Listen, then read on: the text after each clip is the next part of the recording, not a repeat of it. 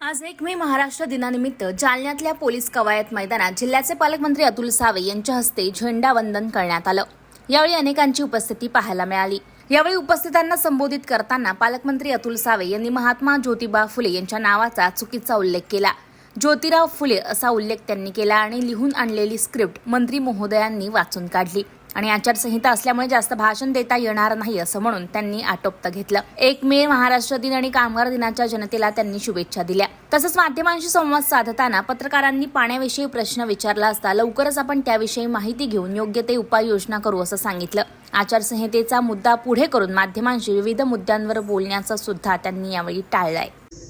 पूर्वीपासून पुरोगामी राज्य म्हणून ओळखले जाते।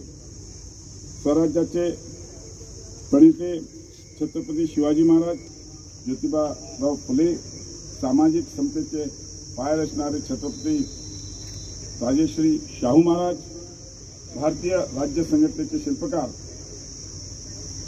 भारतरत्न डॉक्टर बाबासाहेब आंबेडकर, त्यांच्यासह आपल्या राज्याला विविध समाज सुधारकांची